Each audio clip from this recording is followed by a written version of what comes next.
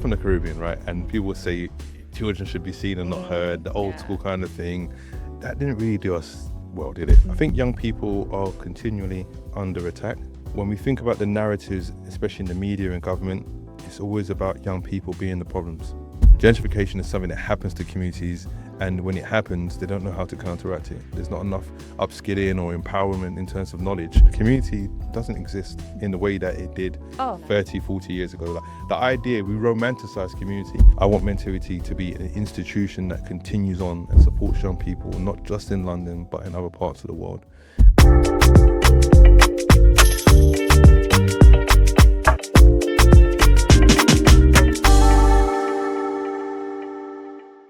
Hi Black Circle family, and welcome back to another episode of the Black Circle podcast. And as ever, I'm your host, Zoe.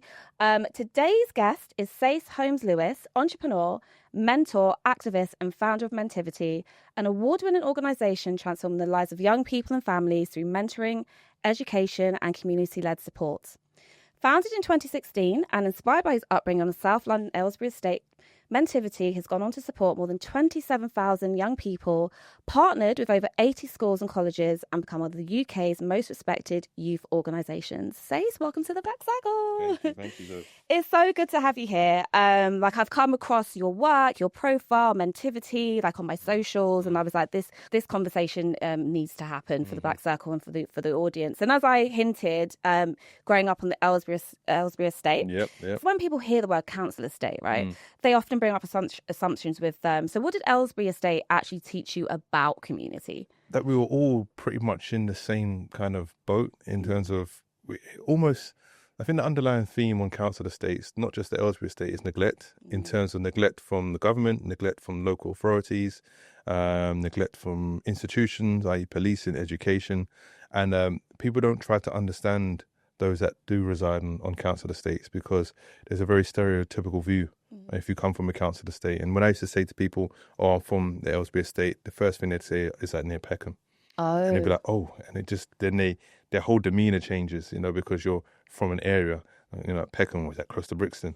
So it was always trying to disseminate that. But what I did love is that we came together in moments of crisis. And sometimes it's not a good thing, but in moments of crisis, we'll come together. But also in day-to-day life, neighbours will look out for each other. And that's one thing that I always remember, that the children were trying to forge relationships. Obviously, there's a little bit of fights here and there, and then you become best friends. And, then anybody that comes into the estate, it's like a united front to stand up against people coming into the estate. But it was very unique, and very grateful to have my childhood there. Absolutely. Yeah, same. I grew up on an estate as well, although it was a bit of a quieter one in Shepherd's Bush. It's so funny because obviously the football's going on now, and every summer when we've got the football tournament, they've got flags galore. They made it onto the front page. I think it was of the Daily Mail or one of those racist newspapers. And allegedly racist, not they're racist. They are racist. So this summer they've got them up, and I'm just thinking, oh my God, they're not for Nigel Farage, because it's taken on such a different meaning now. Yeah. But they've been smart because they put other countries' flags up as well. Yes. So I was like, okay, let's know ourselves. Love that. You've worked as a teacher, youth worker, mentor, and football coach. Looking back, what first drew you towards supporting young people? You know what? It's the support I got from other people outside the house. My mum, she's a teacher. She was a teacher long before she qualified. I come from a family of educators. But to be honest, it was the support that I got at school, in the community, through football. My first mentor was a man called Abdullah Ben Kamal, Moroccan, and he was the eldest of six, grew up on the Glebe estate in Peckham, same kind of negative stereotypes, but he created a football team to support his younger brothers and keep them on the straight and narrow, and it became one of the biggest grassroots clubs in the UK. In 2004, he was named as BBC Sports Personality Unsung Hero of the Year, 2004, and I remember watching that, and I just couldn't believe that this man that's been supporting me since 1998 has been given this huge accolade live on TV, and I'm watching this person collect it, and it just made it seem possible that you could create a change in your communities but also be known for it. And it just kind of drove me to do more for my community. And I started off coaching because of for ABS, that's what we call him, Abdullah Ben Kamal, ABS, and he put me into my first coaching course, and almost told us that and forced us sometimes to be like, you have to support the next generation. And that's what we did. We coached the younger ones at the football club. We were the first age group that ran, the first team, at the football club. And it was just our duty to give back to the youngers. And that's something that I just acquired from a young age, from the age of 16. And then another mentor, Devon Hanson, who's now on our board for Mentivity, he was my teacher from the age of 11. And he was from Peckham in South East London. And he just invested time in the community. And he pulled us up in ways that other people couldn't, had that respect. So it just guided me towards that path. And I just wanted to create a legacy of support, just like Mr. Hanson did and Abs did. So, I just wanted to make a difference. I see. Yeah, it's that visibility, isn't it? If you can see it, then you can achieve it. And that's why, I know that sounds a bit corny, but it's true. I think that's why we push so much for it. In media, just to, so as you said, like the younger generations can look back and see, okay, this is the same way you was inspired, which is so important.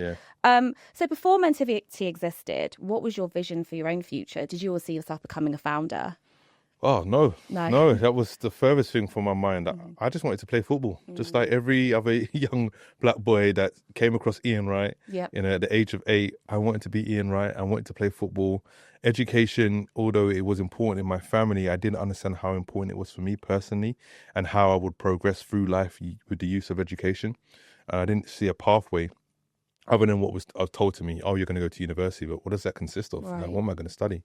So, I wanted to play football. That's what I wanted to be, because again, I saw it, and I saw this charismatic black man from South East London living out his dreams, and I was like, I want to be that guy. And literally, then I do my research as a young man, realized my birthday is the same as his, and I was like, all right, this is the omens are there.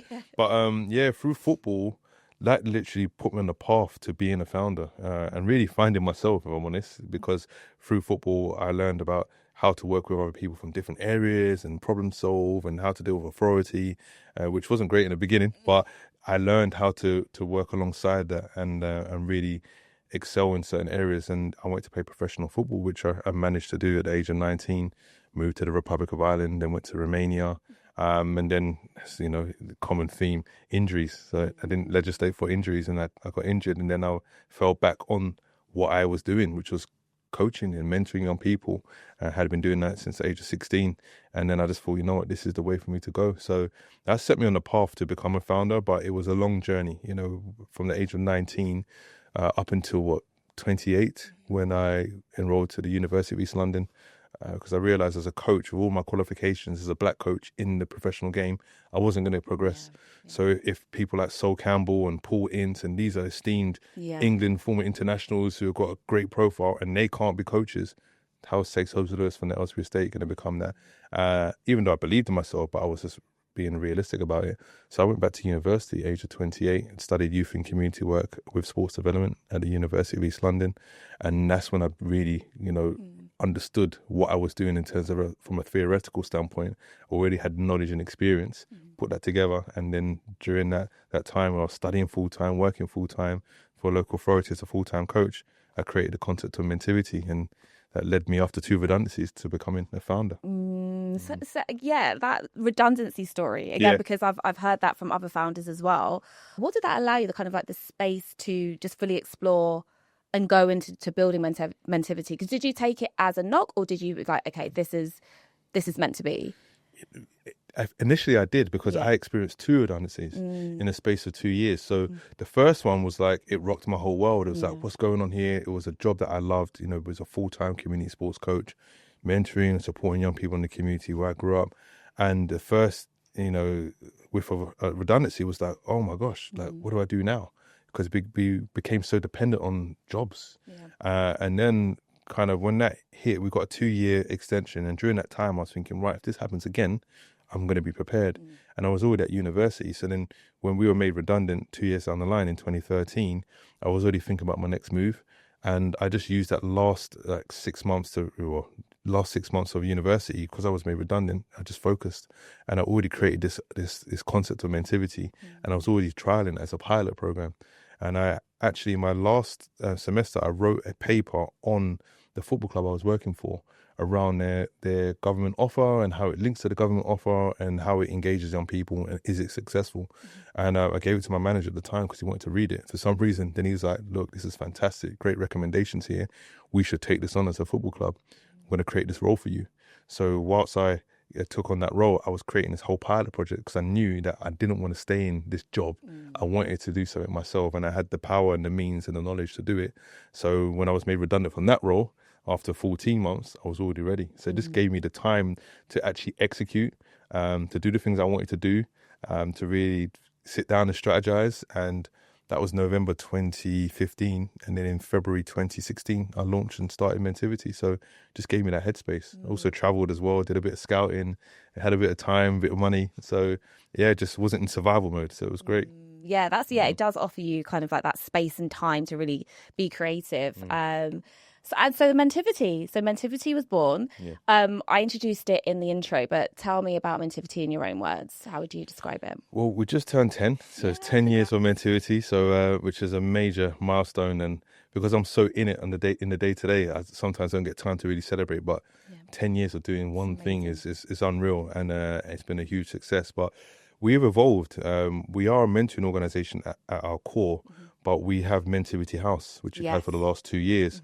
But we go into schools and we offer one-to-one mentoring and group-based mentoring, which we call conversation-based learning, to support young people and linking their passions to their progress in education and subsequent careers. And we just were trying to unlock that aspiration within young people who don't often see those pathways, and we provide opportunities to go into like big corporates in terms of insight days and get them to think about careers that they never heard of. And that's been hugely successful. But Mentivity House, at my core, I'm a youth worker. I always wanted to have my own youth club, and we managed to secure space on the Aylesbury estate, a new space. It's going through regeneration and gentrification, which is another conversation, but it's an opportunity to get this space, which we've had for the last 2 years, and create a youth club. So now we're engaging young people, probably about 200 young people per week, about 13 to 14 hours of youth provision. And it's a dream come true, because I grew up there, and there are no real youth clubs on the Aylesbury estate like there used to be. So to create this from scratch and run this for the last 2 years has just been a real honour. But it's really about now sustainability and how we continue this offer for young people and get more support. And having looked at the Mentivity House, it's because sometimes when I think about youth clubs, they're kind of run down, they're not giving funding. But Mentivity House is not like that. No, it's fresh. It's fresh, spanking new, state of the art. It looks fantastic, and I think that gives the young people a bit of sense of pride that people actually care about them. Because environment is so important. It is. It really is important, especially where they grow up, because we're in the midst of regeneration, and again, this is not really serving the community. Gentrification is something that happens to communities, and when it happens, they don't know how to counteract it. There's not enough upskilling or empowerment in terms of knowledge so that they can counteract it. But for us to secure this space and have this new space with technology and 4K projector and screens, etc., or free Wi-Fi, it's really uplifting. And it's important for those young people, because a lot of them haven't had new spaces or experienced success or experienced the love of youth work.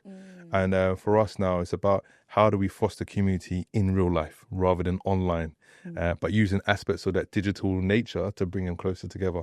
So it's a kind of a mix of the digital and analog, which is basically what I am. I'm in my mid-40s now, but we're trying to give them the best of both worlds and really to encourage them to come together and feel empowered and feel that they've got belonging in a space that is theirs. It's important. It's important, because I was just, as you're talking, I was thinking about I was going to one of the Black Business Show events in the week, and it was like some school kids. I don't know exactly what they were doing, but it was in one of the hotels, and one of the school kids was like, in this hotel, just a standard hotel, it wasn't like the Rosewood or something.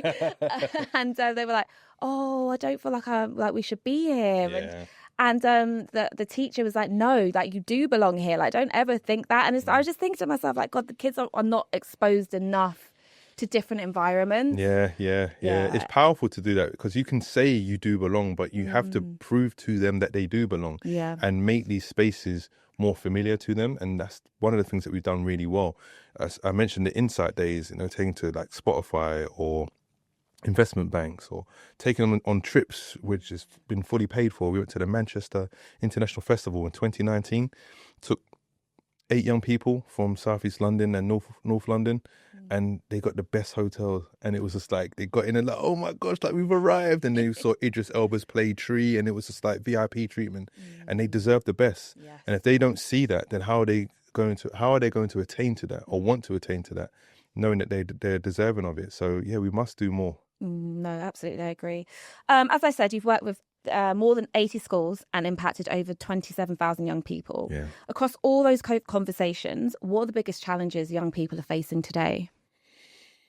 There's a number of things. I think young people are continually under attack. Yeah. When we think about the narratives, especially in the media and government, it's always about young people being the problems, even though most of the people in government are older white men or white women who have created these problems and have the power to not create these problems, but this is the way the system's designed. I think, and I believe that young people are not experiencing enough love and empathy. And all young people want is to feel that love and that respect and feel that they're valued, and they're not being shown that routinely. And that's what we're trying to do at Mentivity, but we have to prove ourselves to young people. We have to include them in conversations, especially decisions and conversations that are going to impact their future. They should be in the room. And I say it a lot. I've said it on so many different, podcasts and forums. How can we continue to make decisions without young people in the room, but then they get to the age of 18, we say, you're an adult now, make a decision. Yeah. They turn around, they look at us like, you haven't prepared us for this. Right. We don't trust you. And now because we don't trust you, we're not going to engage. We don't engage, we become disenfranchised. And now they're susceptible to what's going on in society in terms of negativity or crime, and that's where they find fake belonging, but it's some sort of love and recognition for them.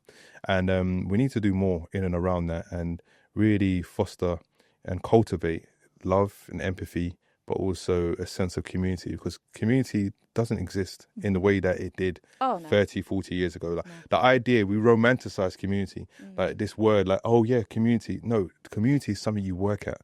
And we've done it like over the last 2 years with Mentivity House to bring young people together who haven't been in spaces with other people who've been isolated, who've experienced COVID. Yeah. It's a lack of real trust, and we've built a community there, and that takes time, and we have to invest time in young people.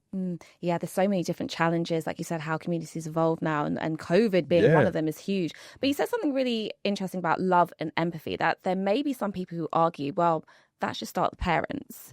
So, yeah, what would your response be to that? I know, it's beautiful concept that you're providing that, and we need that. But where does the parents' responsibility come into it, do you think? Of course, parents have a responsibility, but do they have the capability? Right, and that's the question we should be asking. We can't just generalize when it comes to parents and people, because we don't know what people have experienced in terms of trauma, or if they know what love is from their perspective. Did they even, it sounds harsh, did they even want to have children? Like, how do they feel about their children? How do they feel about themselves, society? So I think it's quite ignorant to say, well, it starts with the parents. If the parents have a foundation, yes, and they're able to have the capability, of course, it's their responsibility. But if they don't, that's where the community comes in. That's where Mentivity comes in. That's where organizations like Aviard and United Borders and Sister Space, there's so many different organizations out there doing that work. This is why we exist. So it doesn't mean that because you're a parent that you know how to be a parent. Absolutely. You have to learn these things. You're going to make mistakes along the way. Just like young people make mistakes, but we have to foster spaces where those decisions and those that young people make can be supported through guided discovery, and let them know, right, you made a mistake here, now try it this way. Right. But we can't tell them what to do as such. We can guide them, but you have to build relationships to do so. So it means that we have to build relationships with parents within our communities to do the work and to upskill people to become better parents and better citizens in society, just the same way we do with young people.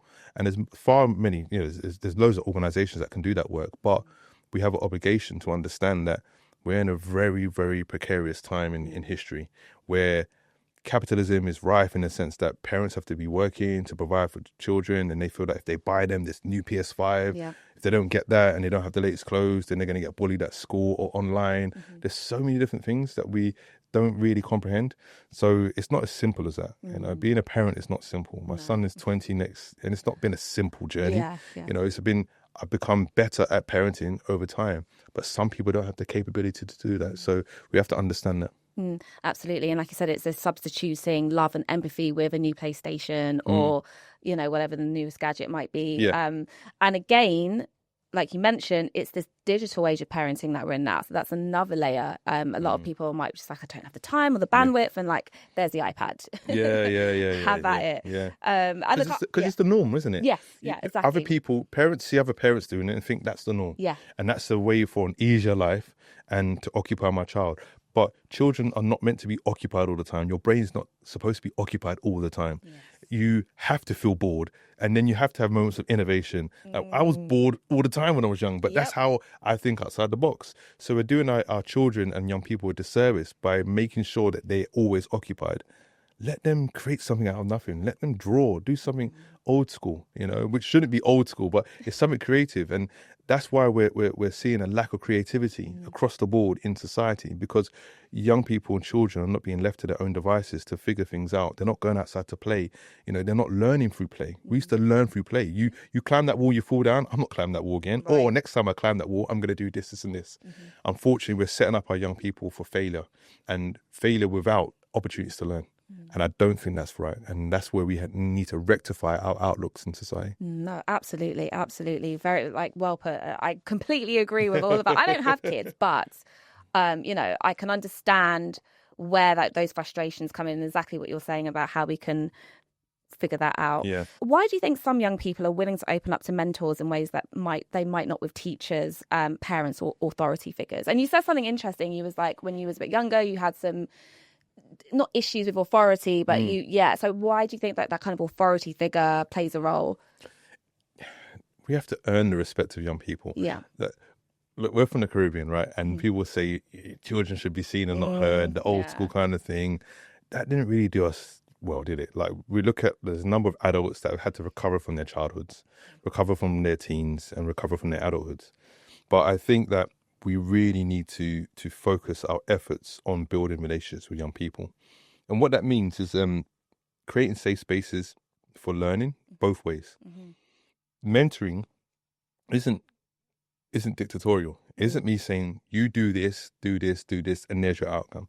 It's me guiding a young person on the journey and saying, look, this is what I think from my perspective, but I'm twice your age. This is what I would do. However, what would you do? What would benefit you? Okay, right, that's the decision you're making. Fair enough.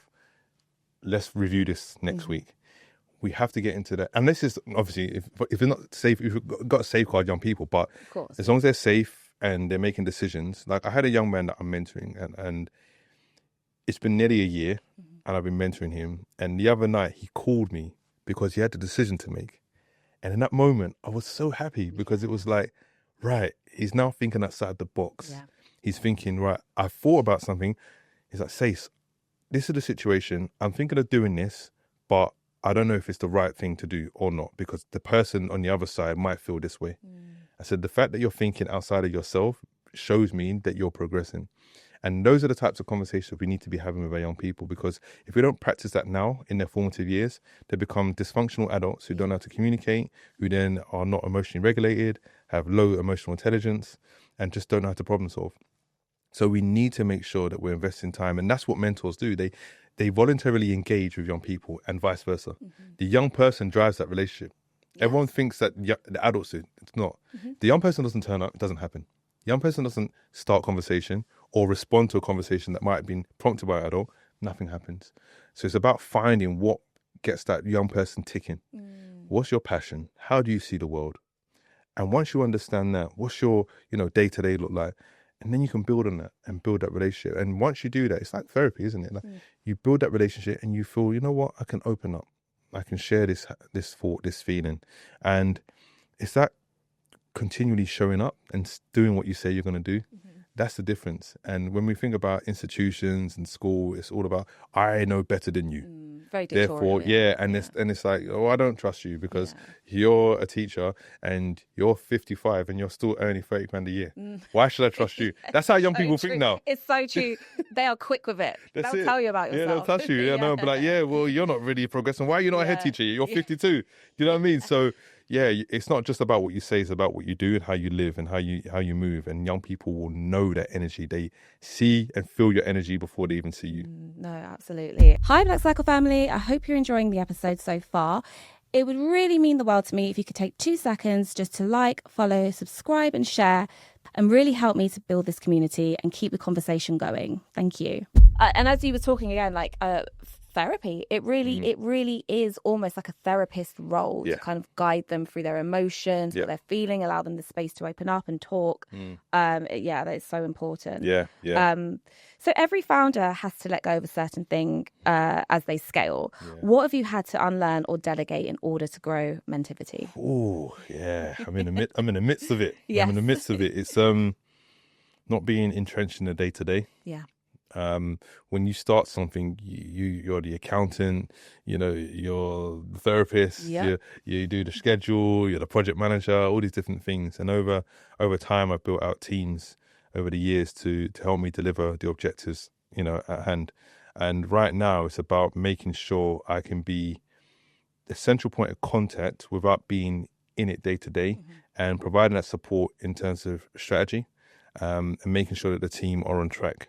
And that's been one of the hardest things, is communicating my vision to a team and making sure I've got the right people to do so, but also making the decisions in the moment around personnel or around how we move as an organization, how we operate to make sure that we get there, but in a really empathetic way as well. Right, yeah. So that's been very challenging. And right now, Mentivity it's been transitioning from, we had a limited company to start off with, and then a community interest company, and now we have the fully fledged charity.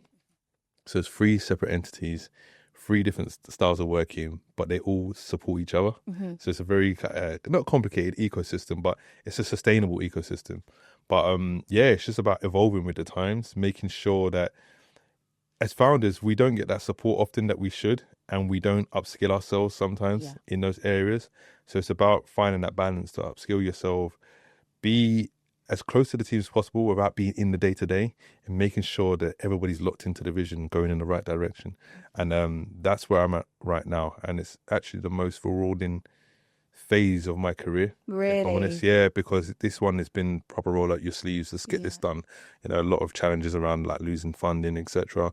But it's about being agile and about being able to pivot. And again, that innovation piece, sustainability, that's why Mentivity's lasted the last 10 years, and being able to pivot, but now making sure the organization is really agile. And that's really important in this landscape. We think about funding and the far right and the influence and change of governments and all this stuff like that. It's a minefield, but we need to make sure that we can navigate that to keep the service going. Absolutely. And I think you're thinking long term and for longevity, especially like you said, the ever changing climate of DEI. It's not being taken seriously anymore. What is that now? It's done. A slur. It's a done. slur now. Yeah, it's done. It's done. It's done. And I always say it's kind of like they treat blackness as a trend, and it kind of comes around in circles. I'm not saying that, I co-sign that, but I'm saying that they treat it as a trend. But we do too. Do you think so? Yeah, because we buy into it. Right, okay. The thing is, if we say, well, this isn't just a moment, like, this is actually a movement, and what is our strategy? We're enabling this. And when we think about George Floyd, there was a lot of corporate guilt. All this funding was out there. Everyone's like, let's get this money, talks, blah, blah, blah. That's what I was thinking of, when I was, Everyone thought this is a new reality. But the reality is that if you look at the history, it's never been like this. So why would this last? So I saw this coming personally. It was just a matter of time. And we lost a lot of money last year because of that anti-DE&I movement in the States. And a lot of our corporate entities were from the States, so they couldn't be seen to be doing that, and they were looking for any opportunity to kind of drop us and drop the funding. So we need to look at how we are securing investment in communities and where the money's actually moving in local government, and how we actually, through procurement and through commission services, how we make sure that we have sustainable services. That's the way to look at it now. We can't keep having our hand out and hoping that our oppressors give us money and support. All right, there's some people out there that are going to be allies, but Not everyone is. No. So therefore, we have to think about what are we doing? What is our strategy? How are we going to make sure that this service doesn't disappear because there's a change of government? Absolutely. And we don't want another horrific incident to happen again where, you know, we can't rely on white guilt is what I'm saying. No, we can't to move but forward. we had one, didn't we, in Dublin? The same thing like George Floyd. Yes. So my point is, but again, because we've been here before, where's the outrage? Desensitized to it now. Right. And that's the challenge around it. So, yeah, I feel that we enable this as a community, as a society, because we lack strategy. And if we have a strategy and we know where we're going in the realms of education, in terms of youth services and health, then we can make our demands. But who's lobbying on our behalf? Exactly. No one. Exactly. The equity still isn't quite there No. for us. Changing gears. Well, changing gears, yes, kind of, because I want to talk about changing and challenging the system. So I guess we're not changing gears. So your experience with Stop and Search began when you were just 14 years old. And I know, you know, I don't think there's any black men in my family who haven't been subjected to a Stop and Search. So how does those experiences shape your understanding of justice and accountability? Justice is a myth.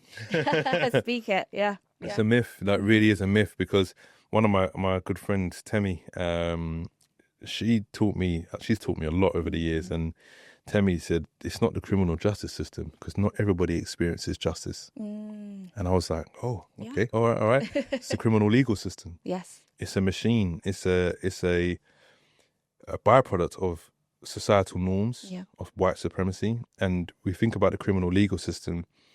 I think the last time I checked, it was about £47.7 billion worth to the economy. Whoa. It's a lot of money. Yeah. But where's that money going? Right. Exactly. Who's benefiting from that money? Who's is it being invested in communities? Is it more punitive? Is it more therapeutic? No. So justice is a myth for sure. And I didn't experience justice with my, I've spoken about this so many times in terms of the police assault, age 14, but that shaped something in me. And, all glory to God, that was a kickstart for me on my path. But not everybody can do what I did or recover from those situations. And it was a massive challenge, but I think I got my justice through how I responded to it over a course of decades. But if we think about justice and what that looks like for our communities and policing as such, we've had nearly 2,000 police custody deaths since 1990, since they started recording. And we've only had 3, maybe 4 convictions. That's not justice. That's appalling. We've got families like Marcia Rigg, still fighting for the murder of her brother Sean Rigg by police officers. There's so many different, Mark Duggan. There's so many stories in communities whereby we're still reliving that trauma. We haven't got any closure. We've got inquests that are still open. People still fighting and campaigning, and we're still trying to fight the system on the day-to-day when it comes to Stop and Search, and how it's now oppressing another generation of young black global majority youth. So these systems reproduce harm at every opportunity. They don't routinely produce justice unless you really, really push and fight for it. But look at Stephen Lawrence and his family, like Stuart Lawrence and the family, Doreen Neville, they're still fighting, and they're fighting against the system. That should have been a really watershed, seminal moment whereby everything should have changed, but it hasn't. And we need to understand what we're up against, and this system has no desire to change. No, it doesn't. Because one, we are the commodities in that system. So going back to the figure of 47.7 billion, who's benefiting from that money? Where does that go?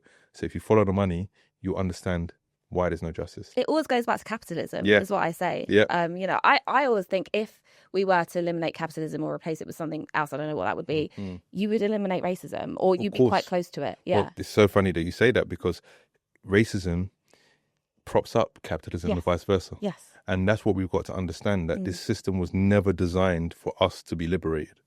And when you understand that racism is big business, it's huge. So when you understand it is a business, why are we still using the term racism?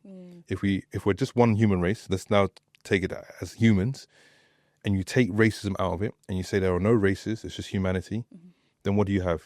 Discrimination and oppression.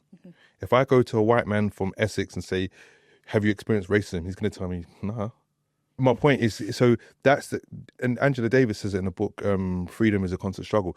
To have a common connection to oppression or discrimination means to disseminate this concept of race and go back to humanity. And we need to understand that. And once, because I did a police training, and that was kind of my justice, because I was telling officers really about themselves and teaching about colonialism, imperialism, white privilege, black disadvantage.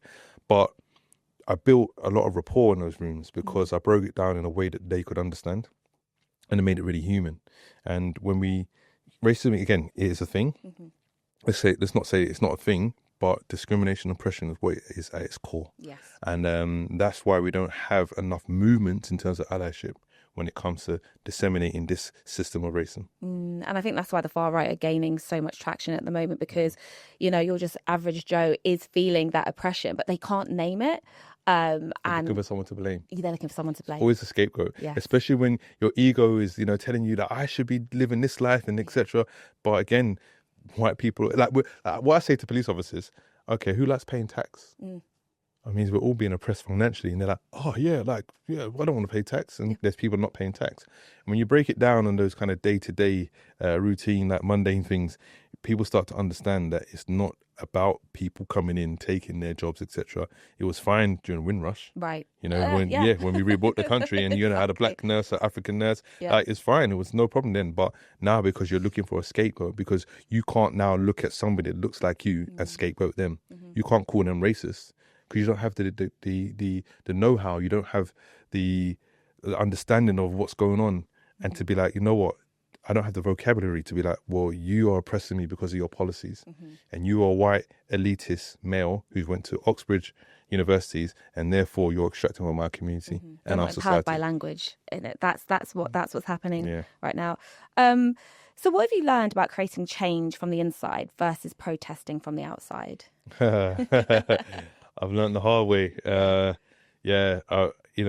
Like everybody, I mean, I've always been pretty vocal, but social media has given us a real platform to be vocal. And I think that's more, I don't want to call it, but that's more, it's social activism. It's online.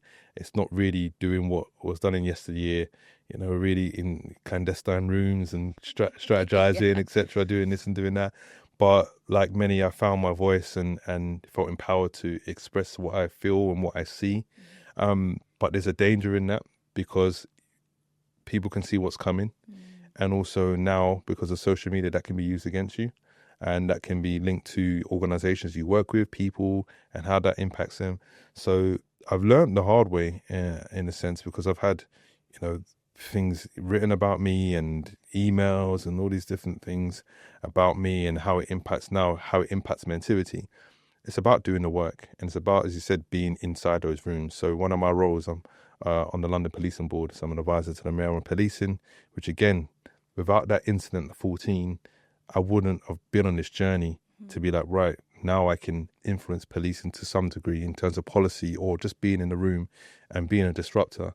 Like, I'm doing a lot around that in terms of strategy and policy.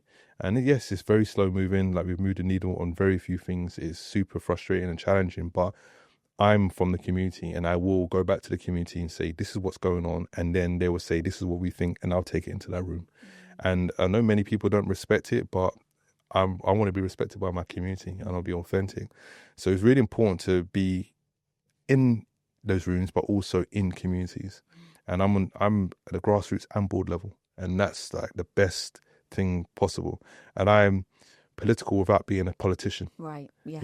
And that's what we've got to understand, is how we navigate these systems to replicate systems that can replace those systems of harm. And that's what we need to do. And again, it comes down to the money, following the money and making sure that you've got the right level of influence. And we have to be in those spaces. But, having a seat at the table it's tokenistic. It really is tokenistic if you're not able to move the needle on certain things or influence. And I'm not trying to be tokenistic. So, yeah, it's really important. But where I'm most at home is in the community. Yes, don't stray too far from your roots. Absolutely.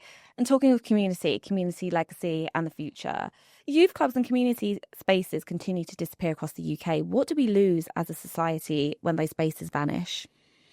We lose part of our identity. We lose local history. We don't archive our history well, especially post-Windrush, especially over the last 30 years. It's something which, without that local history being archived, we can't then share that with this current generation so that they have a sense of pride, but also a foundation. And by not having that foundation, they cannot build. So we're asking them to build lives and all these different things, but they have no foundation in terms of who they are, where they come from. Yes, they may be second, third generation, but there's a story. And how are we capturing those stories? And when we don't share those stories with young people, we're doing ourselves a disservice, because what are we actually trying to preserve? So young people now will assimilate to culture based on what they see on social media or what they experience, and they think that this is the norm. So what we're seeing is also almost a gentrification of our culture. Absolutely. And that culture, that cultural diversity that we had when I grew up in the Aylesbury estate, that uniqueness, we're kind of amalgamating all this culture into one. And it's a good thing in some areas, but it's also a bad thing, because it's about identity. You can still keep your identity in those spaces, and that's what we want to do. We want young people to have identity, but also be comfortable around others that are different from them, and have that understanding that even though we are different, there's more similarities. And that's what we're losing. We're losing skilled workers when it comes to youth clubs, because it's not a viable career path now. So we've been trying to recruit for a youth worker for 6 months, and it's just not, there's no one out there who isn't employed already. Right. And it's just a real lack. So we've got a young apprentice that grew up in the area. He's studying at University of East London, where I studied, and he's studying to be a youth worker. So we need to make sure that we preserve these spaces, because youth clubs are uniquely British. If you think about, if you go to Barbados and other former British territories, they have youth clubs. You know, this goes back to ragged schools in East London. You know, this is a very uniquely British thing, and we need to preserve that, because these are spaces for innovation. Think about music, jungle, grime. They came from youth clubs. All these things, and this culture that we say, you know, that we're trying to preserve. But if we don't preserve it in its inception phase, then we're never going to have anything that we can call our own. And also, we're not commodifying that. We have to make sure in this digital age that we're commodifying our culture for us. Yes. And not paying middle people. So we have to archive our what's going on right now, our history, our present, but also create content that is going to uplift us. And that's what we're doing at Mentivity through Contentment, our program, which is supported by Channel 4. We've run a 24-week pilot project with young people, and Contentment is really about exploring who you are through content creation. You know, emotional regulation, emotional intelligence, how to create a brand, advert, like all these different things. But we're teaching young people in a way that they can really be a part of. So it's really important. So yeah, we need to preserve youth spaces and make sure we're investing in the next generation of youth workers, so that we can preserve our culture and commodify it. And just to touch on what you said earlier, when I think about when the youth say losing receipts or recipes, one of the two. See, I'm so old, I don't even know which one it is. Not older than me. But it's true, and I think I look around sometimes and I hear like a few little kind of like Caribbean colloquialisms. I look around and it's not even like a black kids, and I'm just like, do you know where these words come from? But they don't. That's the thing. They don't. And like when you say about the identity, and it's important that we do kind of share, but also to keep that identity, because they don't know what they're talking about. They don't know where that's come from. Yeah. And we're losing our essence, and we're losing, like you said, when we'd have house parties or you know, community parties in the community centres, like we're losing all of that. And I don't know what that's going to look like in the next 10 years. Yeah, exactly that. And that's something that we need to look at yesterday and think about. And also how these things were policed. Right. Let's not forget that, because these things were over-policed. The house parties don't happen anymore because the way it was policed and the way that we were perceived, and the way that governments and local authorities would, you know, will punish us. So it's a new way of thinking in the sense of what we need to do now, but we need to look at the ways that were successful before. And that blend, that intergenerational blend of ideas is very important. And we have to embrace the elders. The two most marginalized groups in society are young people and the elderly. And without that, we're missing that connection. You know, we've got people like myself under, you know, mid-40s, but we can't do it ourselves. We need people of yesteryear, the Saturday supplementary schools, you know, the real pride, rites of passage for young people. This needs to be across the board. There are organisations doing it in silos, but there's no real strategy in terms of how are we doing this for inner city youth. And that's where we need to come together and make sure through a consortia-led approach that we're doing something in our major cities, in London, in Manchester, in Birmingham, in Newcastle, because this isn't just about black or white children or Asian children. This is about people and communities who have been underserved for many years, for decades, and it's creating a permanent underclass. And that's what this country does extremely well. Creates a permanent underclass. Yeah. No, absolutely. So you've raised significant funding and built partnerships with major organisations. What have you learned about getting people to invest in a vision? Yeah, selling them the vision is really the most challenging thing because it takes time. Yeah. You can go into a room and dazzle people with, a great deck and be like, all these facts and figures, but it's about them really experiencing it and living it. And some of the most successful partnerships we've had have been friendships that have developed and really understanding why we're doing this and making them feel a part of it. People want to feel a part of something. And if you can do that, which I'm able to do, people will invest their time and they will invest their money. And that's why Mentivity has been so successful. But now it's the next stage in terms of what does that look like for the next 10, 15, 20, 25 years. And I keep going back to strategy. Strategy, if you don't have a strategy, you're just like, you're blowing in the wind. Yeah. And that's where Mentivity now, we're just focusing on our ecosystem, what that looks like. We have an on-site school at Mentivity House, so that generates income during the day. We have the respite, in terms of providing that support for young people through nurture-centric education. My mum's the teacher for that. And then we have the Universal, the youth club offering in the evenings, and then we have the outreach. That is a sustainable and investable model. So for us now, it's about sharing that with people, get them to understand why the system creates harm, creates permanent exclusions for young people who shouldn't be excluded because they now need an ADHD assessment or autism.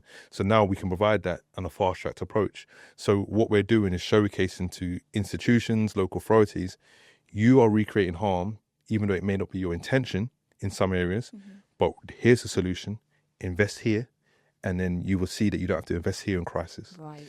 So it's about sharing that vision, and it's a cost-benefit analysis as such, but it's getting them to understand that you are part of this community and we have to make decisions in collaboration.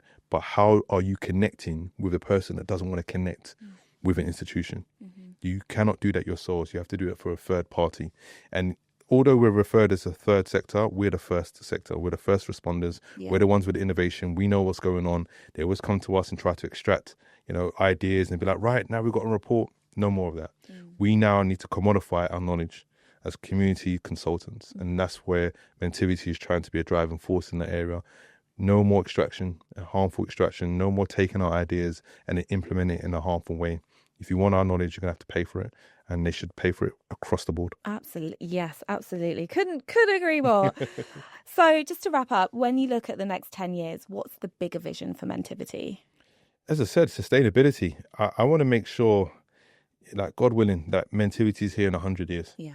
And that's where I'm thinking. I'm not thinking about what does this look like in my lifetime. Yes, to some degree in the short-term strategies, but I want Mentivity to be an institution that continues on and supports young people, not just in London, but in other parts of the world. And we have a model that works for us. But again, it's about getting the people in those areas to find the solutions which are going to work for them. And Mentivity doesn't, pretend to have all the answers, but I believe that this is a way of life, a way of thinking. Mentivity means mentoring through activity. So we're learning through activity. We're learning through the activity of life. We're learning through the activity of what you are passionate about. It's about lifelong learning and collaboration. And that's what we're doing really well. And I want to make sure that this model is shared with others and we can spotlight others that are doing great work through content creation. But ultimately, it's about taking back what is ours, and which is really our dignity when it comes to local authorities and institutions, and feeling empowered to know that we don't have to accept the way things are and that we can change things, whether it's through the community with inside knowledge as well and that collaboration. But I just want greater collaboration between human beings. That's what I want, and that's my vision. And it's really about us coming together before moments of crisis and saying, look, we've got a problem here. Let's figure this out. And that extends to all people, especially of working class backgrounds. I'd love to see Mentivity House across cities. Inshallah, really. Yes, globally. So I like to do a full circle moment, and it's just a reflective exercise. So if you could sit down with the younger version of yourself, still growing up on Aylesbury Estate, what would you tell him about the road ahead? I'll be honest, I'll be totally real. It's going to be bumpy. There's going to be turns that you didn't expect to make, detours and diversions. You're going to have to really adapt to the terrain ahead. You're going to have to roll your sleeves up and work hard. You're going to have to go against the traffic sometimes. You're going to have to really understand yourself and have patience with yourself and always believe that it's going to work out and that God's always in your corner. And that's something which has really helped me now, understanding that God has always been with me, because this journey that I've experienced, it could have ended at so many different, junctures, and I feel really blessed to be doing what I'm doing, but I know that without God, nothing is possible. So yeah, it's just finding your passion, dedicating yourself to it, persevering no matter what, and just remaining a good person. That's important. Absolutely. And at the heart of everything you've said, I can see the empathy coming out from you. So yeah, just powerful conversation today. Thank you so much, Sayce, honestly, and for just doing the work that you do. If people want to follow your journey, where can they find you? Yeah, at Mentivity or at Sayce Holmes-Lewis on Instagram or mentivity.com. But yeah, please, we need your support. We need as many people to get behind us, whether it's in volunteering your time, investment. We've got a lot going on and we need our community. And there is a donation link, and I'll make sure that I put that in captions and things like that. So people, please donate. It's a worthwhile organisation. So let's get that done.